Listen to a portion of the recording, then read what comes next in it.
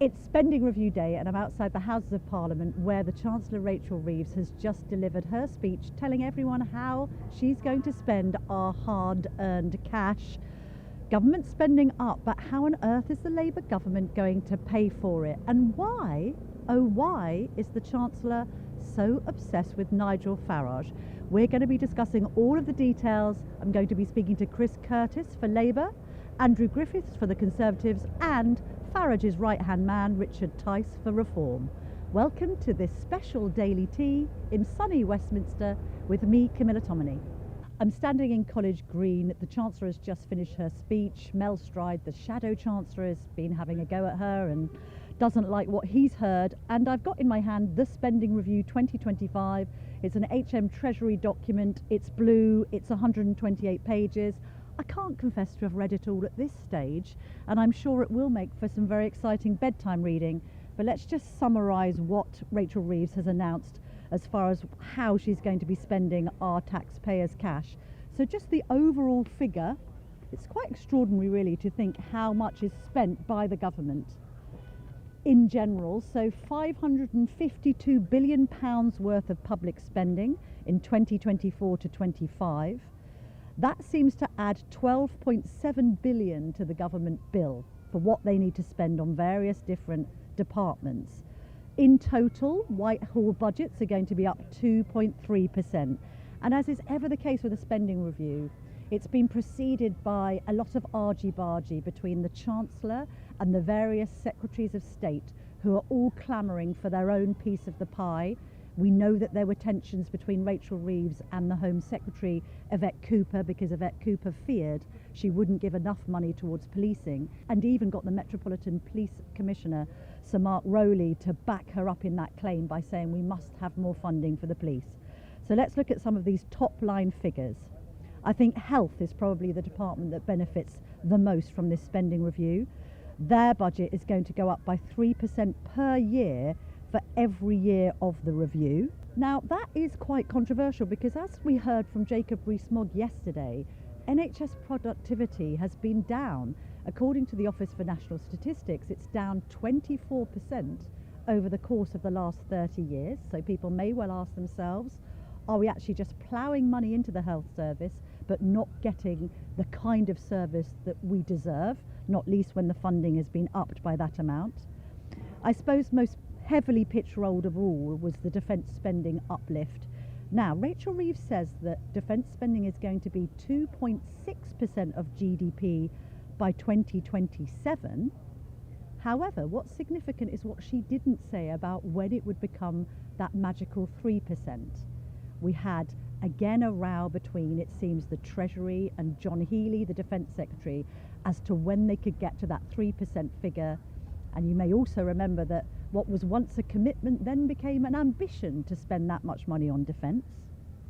Social housing, Angela Rayner is going to be very, very happy with this spending review, the Deputy Prime Minister, because that is getting a boost of £39 billion. That's in order to allow Labour to fulfil that pledge of 1.5 million homes being built by the end of Parliament. Many people saying they can't do it, but to certainly plough that money into social housing, and I think try and make up for the selling off of social housing and council housing to private owners, will be a move that will certainly play very well on the Labour backbenches. Bridget Phillipson, the Education Secretary, should be happy with £4.5 billion on schools, also extending free school meals to 500,000 children in the UK. We knew about the huge amount of money that's going to new nuclear projects. Ed Miliband, absolutely delighted to see nearly £17 billion being spent, and 14 billion of that will go to building Sizewell C. Will Yvette Cooper running the Home Office be happy? Well, 7 billion on 14,000 new prison places, but a 2.3% uptick in police funding, probably not quite what she wanted. I'd imagine she'd want more. There had been a rumour that Border Command was going to be slashed. quite an unbelievable proposal when you consider Yvette Cooper and the Labour government's pledge to stop the boats and smash the gangs. In fact, the budget for Border Command is going to be increased from 150 to 280 million. So that's to help the government's quest to bring down legal and illegal immigration. And it seems as if the beef between those two women went beyond the spending review, because it was later noted that one of the only members of the cabinet that the Chancellor refused to name check or declined to name check was indeed Yvette Cooper, the Home Secretary, although she will have been very, very pleased with Labour's announcement that they plan to close all asylum hotels by the end of this Parliament. That would save £1 billion of taxpayers' money a year, but of course it then begs the question, where are you going to house asylum seekers if not in hotels? And transport. Transport was a very big topic of the spending review. We'd already heard that 15 billion was going to be pledged towards northern projects, so projects in the north, feeling neglected after the abandonment of that extra leg of HS2 going into the north. So again, you've got Labour playing to its northern heartlands. Also talked about nearly £500 million on rail projects in Wales. Again, that might be to see off the threat from reform. More money for regional rail, and this will keep the newly knighted Mayor of London, Sadiq Khan, happy, a 4-year settlement for Transport for London. So those are the headline figures. Let's just go through the speech, because as ever, Rachel Reeves doesn't always show that much charisma at the dispatch box. However, she wanted to make this about renewing Britain and was very much keen to stress that the decisions the Labour government and she were taking were the ones that people want out in the country. And there was one particular catchphrase that she repeated maybe half a dozen times. Mr. Speaker, this is a spending review to deliver the priorities of the British people. Security, a strong Britain in a changing world. Economic growth, powered by investment and opportunity in every part of Britain. And our nation's health, with an NHS fit for the future. I have made my choices. In place of chaos, I choose stability. In place of decline, I choose investments. In place of pessimism, division and defeatism, I choose national renewal. These are my choices, Mr. Speaker. These are Labour choices. These are the choices of the British people, and I commend this statement to the House. The other thing that Rachel Reeves referred to was the A word.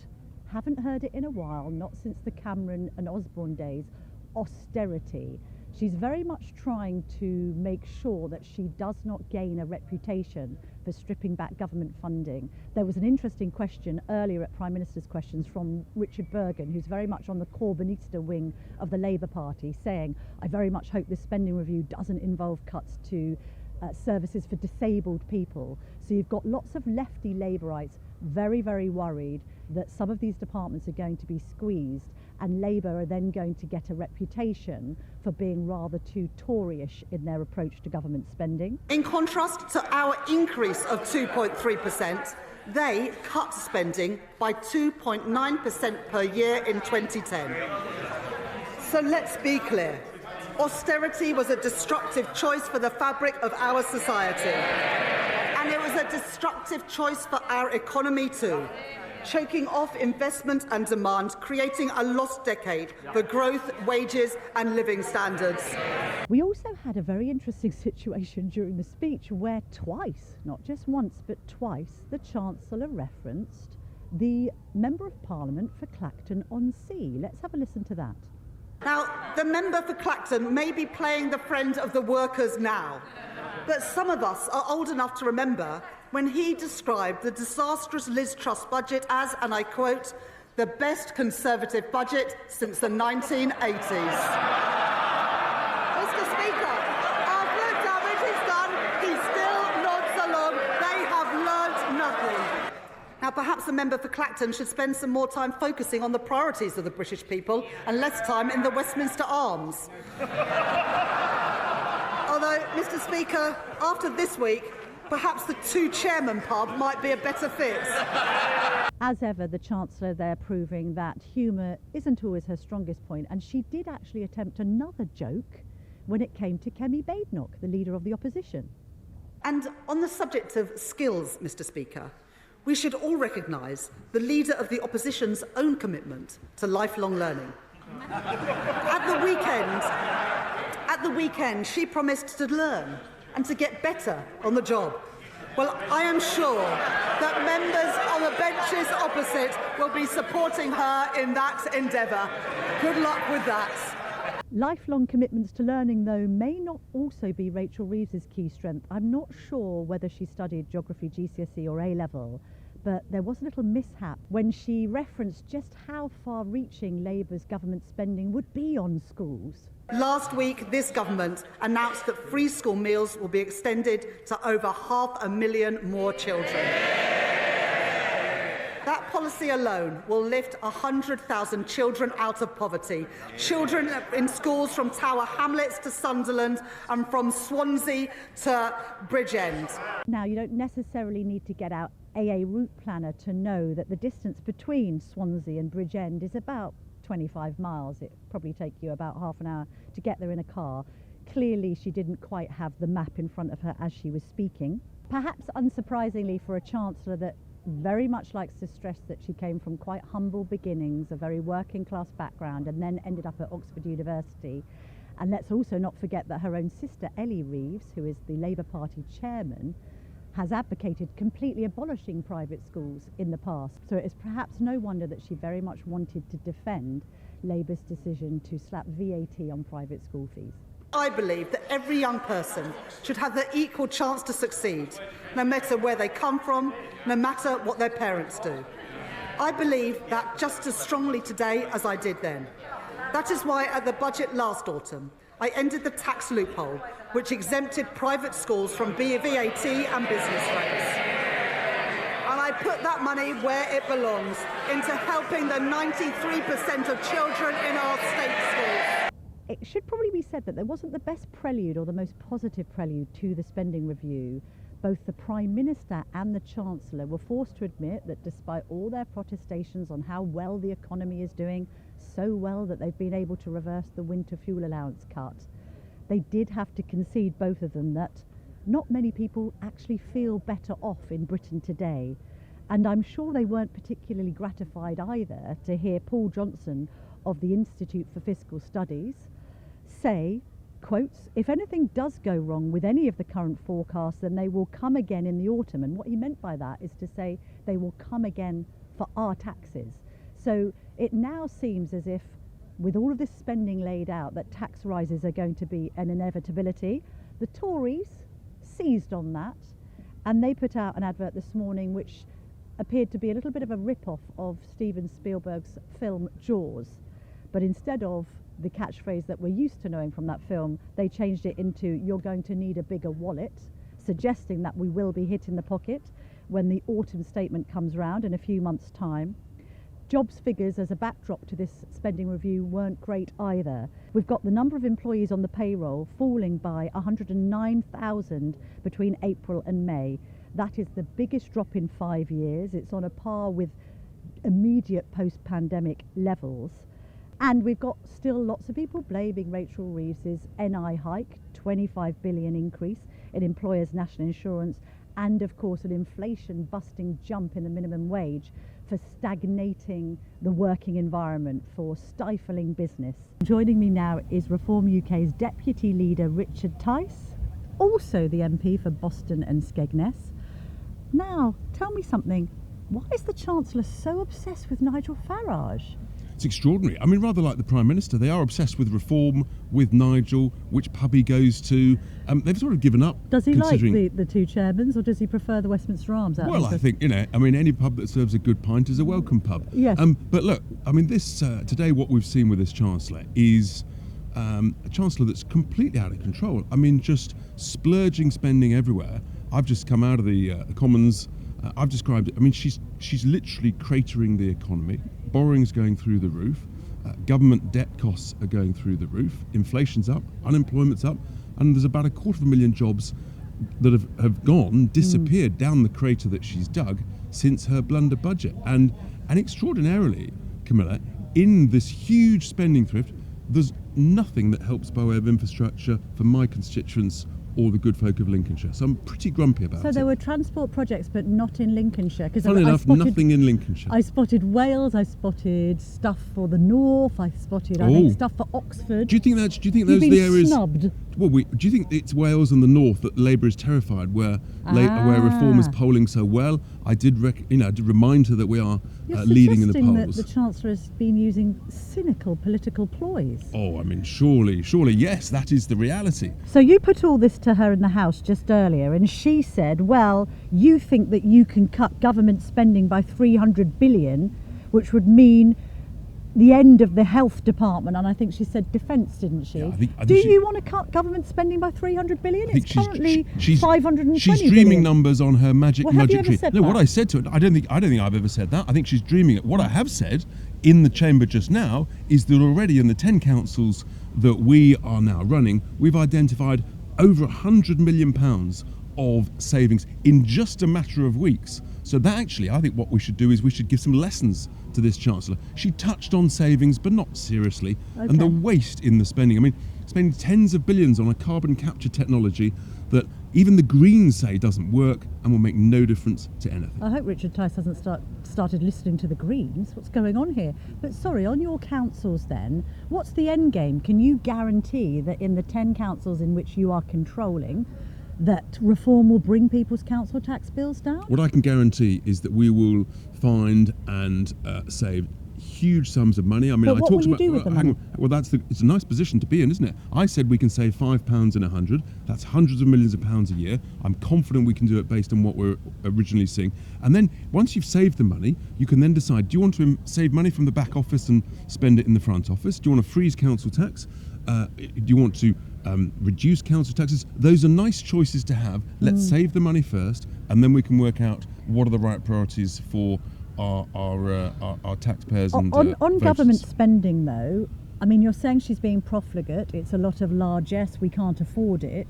What would you rather government spending was? How many billion would you spend? I would spend what we talked about in our contract at the general election. So it's funny, she attacked me on defence when she replied to my question, but it was actually Reform and myself who said we need to get to 2.5% on GDP on defence spending in 3 years and 3% in 6, and they copied us on that. But on government spending, so we've got £552 billion worth of public spending in 2024 to 25. These are colossal sums. What would that sum look like under Reform? Those are colossal sums. How much would you shave off it? What I know from everything I know is that they are wasting money.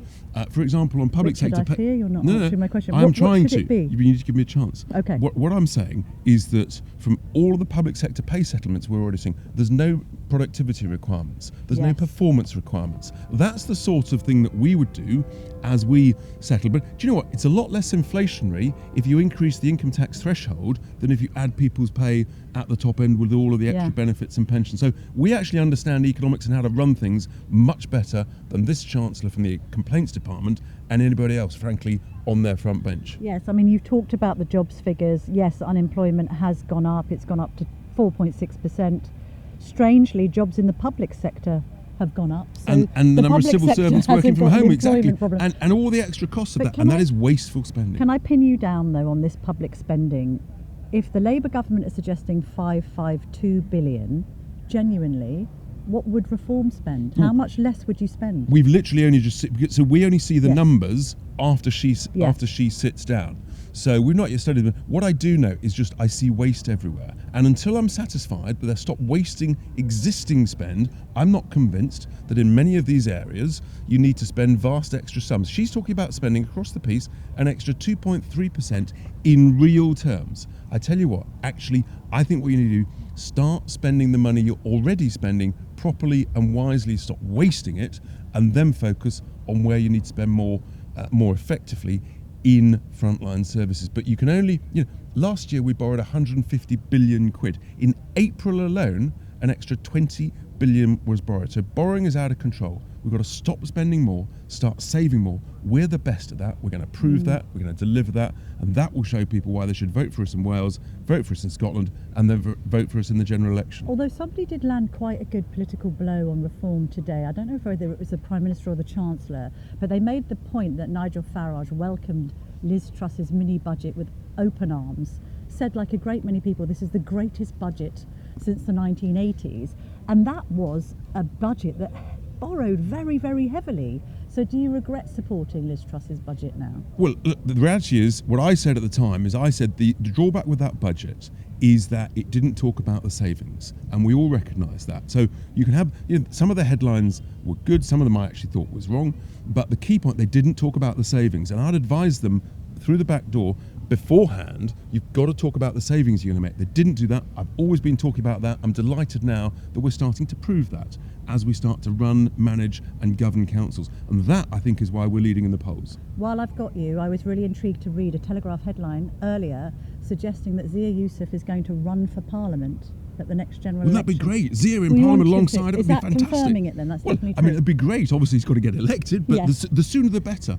And it's great that Zia is with us. It's great we've got a new fantastic chairman, a doctor who knows what he's talking about on health and motivating our wonderful Nigel branches. Farage about his stance on AIDS come and on, HIV. But, occasionally we all have a go at each other, and that was 11 or 12 years ago. Famously on Ghost Hunters. And famously on Ghost Hunters. Look, and so that's great. But look, I think what we're showing is that we're starting to save wasteful spending, and I'm really proud of that. Happy to share those lessons with the Labour government. See the figures and when you have them. You will indeed fairly soon be seeing some figures. But back to Youssef, was that always the plan? Was he always going to run as an MP? Well, I hope so. I mean, obviously people can change their mind, but I mean, I've always assumed that Zia would want to ultimately stand, but as and when he's ready, when there's by-elections or general election. You need to find hundreds of people, right? And we've got, the great thing is we've got so many hundreds of people asking, applying. Now, we're not obviously appointing parliamentary candidates this early ahead of an election, but Zia would be a brilliant member of parliament alongside many others that are applying, and we're very excited. We're going to form the next government of the United Kingdom. With Richard Tice as Chancellor? Well, let's wait and see. But I focus on money and business, but ultimately I serve at the boss's pleasure. Indeed you do. Thank you very much for your time today, Richard Tice. Thank you. Let's now speak to the Shadow Business Secretary, Andrew Griffith, also the MP for Arundel and South Downs. Lovely to see you today in College Green. I mean, Mel Stride there absolutely scathing, saying that the Labour government is spending too much money. But isn't the truth of the matter that the Tories spent equally eye-watering amounts?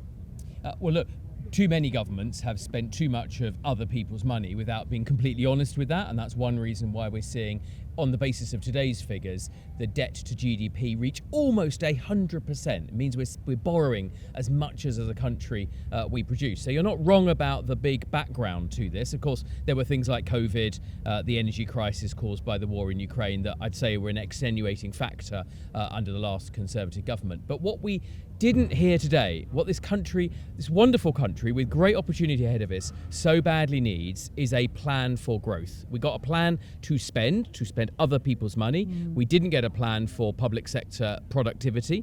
We didn't get a plan to curtail public sector pensions.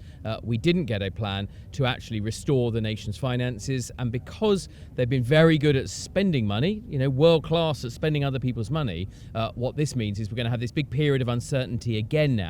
Before the autumn budget, we'll be back here in a few months' time. The weather won't be quite as good, and we'll be hearing about tax rises that are going to land on Middle Britain. How do you know that for definite? Because we've seen the advert, the Jaws advert saying you're going to need a bigger wallet. We've heard from Mel Stride saying it's spend now, tax later. You don't actually know that. I mean, she didn't, and I know we can have a debate about national insurance and all of the other measures. She didn't put up income tax, VAT, did she, in the last budget? So why are you saying it might happen now? Well, first of all, every time they have raised a tax, it's been something that they denied that they were going to do. They told us before the election they weren't going to attack family farmers through inheritance, and they went and did that. They said they weren't going to put a tax on work, and without being too semantic about it, a £25 billion tax on work through national insurance. So look, no one knows exactly what's going to be in the budget. That's part of the problem. So she wouldn't commit today not to put up taxes. And what we've seen is every time Rachel Reeves frankly, every time Rachel Reeves opens her mouth, there is no headroom left by the time she sits down. So today she's been spending like a drunken sailor.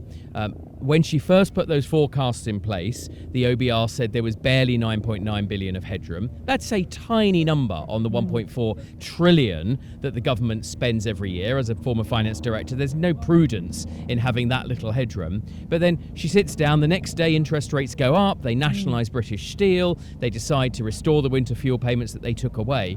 All of these things, Camilla, remove the headroom that she's got. So far too much public spending, not enough reform, spending in many cases in the wrong places, and we are going to see those taxes rise in the autumn. So we have 552 billion of public spending in 2024 to 25. That's an additional 12.7 billion calculated by my Telegraph colleague.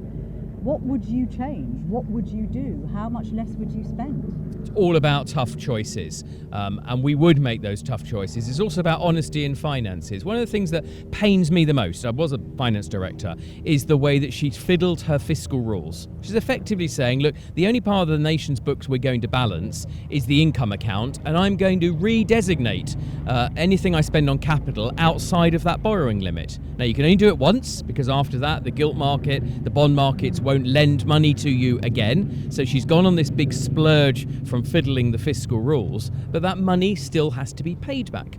Government, generally, of all different parties, has not balanced its books, has not raised as much in taxes as it spends each year for nearly 25 years. And this takes us further away from the goal of ever balancing our budget, ever living within our means. But you were badly bitten, weren't you, by the austerity tag? I mean, that was a problem, wasn't it, for the Conservatives, and you ended up in coalition with the Liberal Democrats because it became a dirty word. And I know there is a difference, one man's efficiency savings is another person's austerity. I do get that. Well, I'll give you another one, which is another man's or woman's tough choices, because the reality is would you not give that money to the NHS, for instance? Well, we wouldn't have done a lot of the things that have got us here today. Would you have done the 29 billion into the NHS, knowing what waiting lists are like and how reliant the public is, and the fact we've got an ageing population? There's always, I'm not going to redo a spending review, there is always upward pressure on the public purse. We've talked in the past about specific numbers, 12 billion from welfare reform. There is scope over time to get more people back into work if you can grow the economy. I'm the Shadow Business Secretary. Right now, I am fighting the 300-page employment red tape bill for unemployment that Labour are bringing forward. We've seen over the last 12 months 100,000 people move off employed payrolls. Where do we think they have gone? They are on the welfare bill. And so there's lots of levers that you can pull if you are determined to, and if you're willing to take tough choices. We don't see those tough choices today. You didn't hear from Rachel Reeves about how she's going to face down the public sector unions, how we're going to really drive productivity in some of our public sectors, and you didn't hear anything about welfare reform. When Liz Truss tried these things, when she tried to be radical, it all blew up in her face. And that was a complicated moment in time where monetary policy slag her off? I'm not slagging anybody off. I was just starting to explain that was a complicated moment in time. Liz herself has said that mistakes were made, but it's never a mistake to seek to try and grow the economy. Yeah. We are sad to say, if you're born in Britain today, you're no longer in one of the 20 most prosperous countries on a per capita basis. I'm ambitious for this country. I'm ambitious for our children and grandchildren. It doesn't seem to me an extraordinary thing in the home of the Industrial Revolution with our formidable global natural advantages, why we shouldn't one day aspire once again to get ourselves into the top 20 countries from prosperity. But you're only going to do that if you can grow the economy. That does include cutting tax, cutting the burden, allowing the productive private sector to grow. That's why I don't understand why Mel Stride and others have sort of disowned Trussonomics. Surely there were ideas there that many, many Conservatives and righties liked. It was just a problem of execution. It was politically stupid of him to have attacked one of his own. It's an absolute gift to Labour, and it was exploited by the Prime Minister at PMQs today. Well, look, Camilla, I'm not apologising or explaining anything. What I am saying is a core set of Conservative beliefs that I've held since I first joined the Conservative Party many, many years ago, I'm afraid, that it is better when you have a small state that seeks to do a few things well, allows people to keep more of what they earn, and incentivises people to do all of the good things we want, whether it's starting a business and passing it on to the next generation, whether it's saving for our own old age, whether it's establishing a pension and not having a Labour Chancellor direct where that pension is invested. Now, those are tried and tested Conservative philosophies. We did not get everything right in government, to be clear. We should not have attacked lots of different things. We shouldn't have tried to ban lots of different things. But today's all about public spending, and our point is this Chancellor's lost control of the economy. Pick an economic metric, it's going in the wrong direction. Inflation is going up, interest rates are going to be higher for longer. Even the gilt market is now higher than it was after the mini budget. Why didn't Kemi Baig not make that point during Prime Minister's questions? She could have given all of the figures, including the fact that the gilt yields now are higher than they were during that apparent economic collapse of Liz Truss's mini budget. Look, I mean, you can make all sorts of points during Prime Minister's questions. That the one clear deficit, which I think your listeners will recognise, is this blooming Prime Minister never answers. He never engages. He refuses to answer a straight question. Frankly, Labour are deceptive about the economy. I mean, he talked, he read off his litany of how the economy is improving. Now, I'm sorry to say, but, they're borrowing more than the OBR forecast. Interest rates are higher. Earlier this week, we had 100,000 more people unemployed off payrolls than there were 12 months ago. I really think it does stretch credulity to say that the economy is in better shape. And yet they barrel ahead, and today they're spending like drunken sailors. Final question. The image of drunken sailors in my mind. She twice referenced Nigel Farage, the honourable member for Clacton-on-Sea, and only once referenced Kemi Baig. It seems as if Labour are more afraid of reform than they are the Conservatives right now. Are reform actually the unofficial opposition here? Listen, I don't mind who they're afraid of. I mean, by the time we are finished with our policy reviews, going back to core Conservative principles, a team that is working hard to articulate those, then they'll be afraid of us. If in the meantime they want to waste their time and energy elsewhere, bring it on, because the Conservative Party is still here. We are still fighting. We're attracting donors. And I talk to businesses every day who say, for goodness sake, we need an economically competent, centre-right party that believes in business, is on our side, wants a smaller state, but doing things well. Also, by the way, just to clarify that, you've raised £5 million, haven't you, compared to, I think, Labour on £2.5 million for Q1 and the Reform Party on £1.5 million, including £600,000 from Richard Tice himself. Yeah, look, I mean, again, I'm not dissing anybody else. It's if you've got to ultimately bring a coalition of people with you. I'm proud of the sort of people that support the Conservatives. There's only really two forms of people in my mind. There's either Conservatives or potential Conservatives, and the job of politics, it's not my world, I came from business, but the job of politics is to try and reach out, build a coalition of people who share our vision for the country, and that is a vision centred on growth, centred on opportunity, centred on people keeping more of what they earn, and the very opposite of what we've seen from Labour today, which is spending other people's money on a scale never seen before and passing debt on to our children. Andrew Griffith, thank you very much indeed for joining me on the Daily Tea, as ever. Chris Curtis, the Labour MP for Milton Keynes North, joins me now. Defence spending, Chris, can I ask you, because Mark Rutte, who is the NATO Secretary General now, has said that the British better learn to speak Russian if we don't up defence spending. I know you're going to say the Chancellor has put it up to 2.6% of GDP by 2027.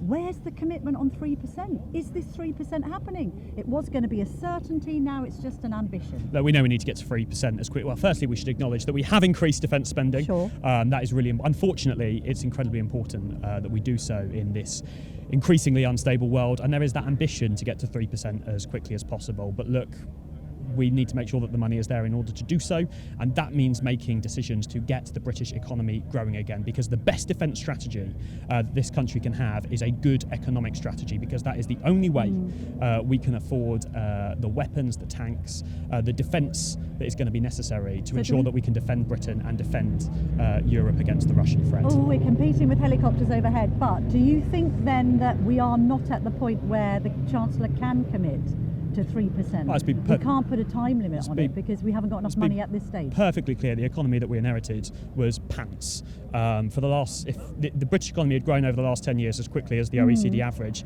there'd be £40 billion that the Chancellor could be spending today without having to raise a single penny in tax, and we would have been able to get to that 3%.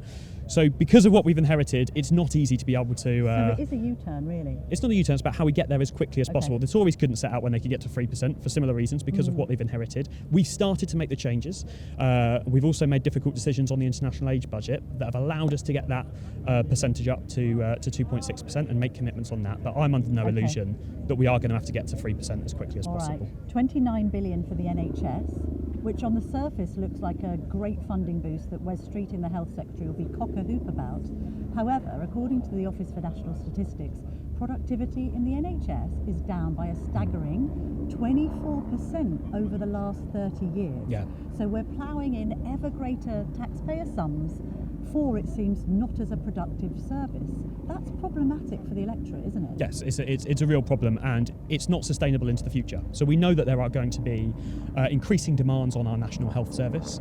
You think about the ageing population we've got, but you also think about the increased costs of healthcare as the technology develops. And that means the only way to keep our NHS sustainable into the future is, yes, extra funding, but that extra funding has to be spent on things that are going to get us those productivity gains. That's thinking about new technology, that's thinking about, and in fairness, Wes Streeting has spent a lot of time thinking and talking about that. He visited a hospital up in Milton Keynes to look at some of the new technologies that we are putting in place there to increase that productivity of our workforce. But don't you have to have it as a condition of the spending? You have to say, right, if we're going to give nearly 30 billion quid of taxpayers' cash towards the NHS, we do require different NHS trusts to increase productivity by, say, 10%. Well, I think why not have that target? I think you'll be hearing a lot from Wes Streeting about how he's going to ensure that we get productivity gains across the NHS. But it's basic things. The amount of time our staff in the National Health Service waste just trying to find equipment around hospital. You could do basic things with this new cash, for example, like making sure that you've got tags on some of the equipment so that you can locate it, so staff know where it is, so our highly trained, highly qualified nurses and doctors are not wasting their time looking for equipment and instead productively seeing patients again. And I think we're going to be hearing a lot from Wes about how we're particularly going to be using new technology to increase productivity within our National Health Service. Are we going to be hearing a lot about tax rises come the autumn? And I'm not saying that just from a Telegraph perspective, although that might be the case. It's also Paul Johnson's words for the IFS, the Institute for Fiscal Studies, telling the BBC's Today programme this morning that tax rises are inevitable because of the Chancellor's difficult, minimal fiscal headroom. No, we'll have to see where we end up, and I am not the Chancellor and therefore can't speak on behalf of her. But what I would say is this: look, we've had to make difficult decisions on tax, particularly at that budget last year.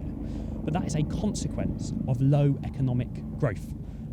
We have not really grown as an economy in the last 20 years. Wages are pretty much the same as they were before the financial crash. And that's the real reason that we're having to have these conversations about tax rises in the first place. The only way out of the economic doom loop that was left to us by the previous government is to be as bold and as radical as necessary in order to bring growth back to the economy. I hear Andrew Griffith, for example, talking about that. But actually, when you look at it, he's opposing the very things that would create economic growth. They're opposing the changes to the planning system, which we know is going to create over £6 billion for the British economy.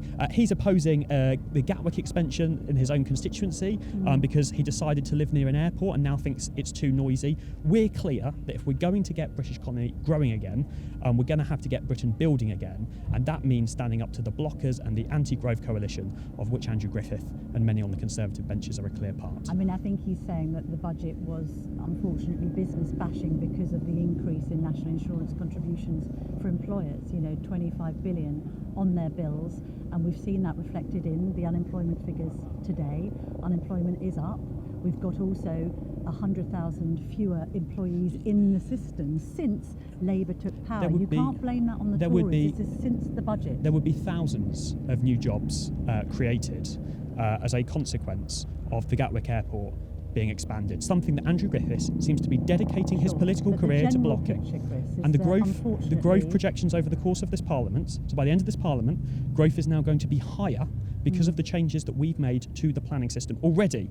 And that's before you account for the other changes that we've made, for example, the bill that we voted through this week. And at every stage of that process, every time we introduce pro-growth measures that will put more money into the pay packets of working people, that will ensure there is more money going into the Treasury to support our public services, the Conservatives have been voting in the lobbies to vote against economic growth and therefore to take money away from working people and to take money away from our public services. And as far as I'm concerned, that's unforgivable. With the tax burden at an all-time high, do you think the good people of Milton Keynes can afford to pay more in tax come autumn if necessary? Because you're not ruling out tax rises. The point about tax, I want to bring taxes down. Taxes are higher than they've ever been before. That is a consequence. I don't want to keep making the same point, but it is true, right? Yeah. You can cut spending for our National Health Service. I don't think that is an option given the mess that we're in, and given that in Milton Keynes we've got the longest waiting lists of anywhere in the country, or we did have when I came to power. They're coming down now.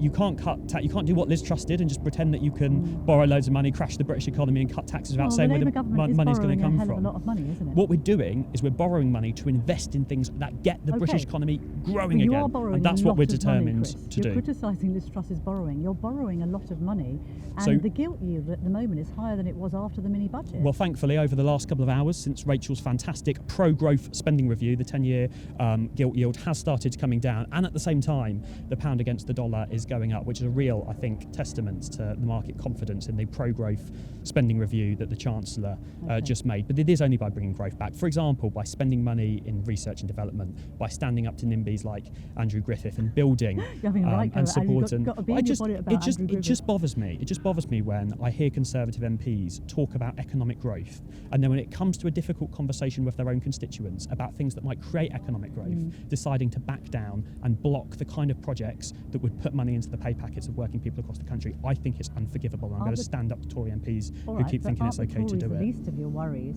I mean, the Chancellor decides to reference Nigel Farage not once but twice in her speech.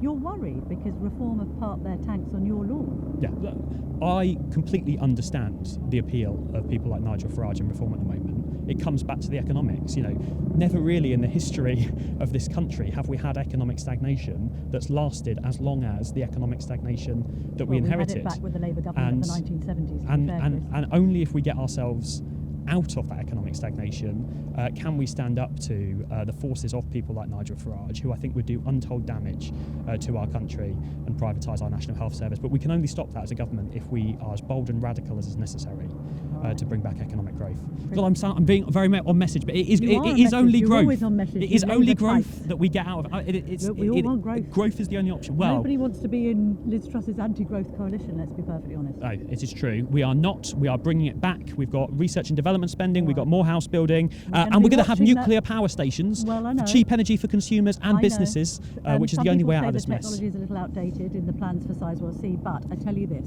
SMRs, AMRs, they're the nuclear power stations of the future. We're backing them. We should be watching that Q2 growth figure very carefully because Q1 was unexpectedly high, but we think that awful April may have had an effect. Do you want to say that again? What was growth under this government? Unexpectedly high? Well, it was unexpectedly high growth under this Labour government. Chris Curtis, you be careful because Q2 hasn't come in yet. But we thank you very much indeed for your candour on the Daily Tea today. Thank you. Well, that's the spending review wrapped up for another year. We'll be back tomorrow, 5 p.m.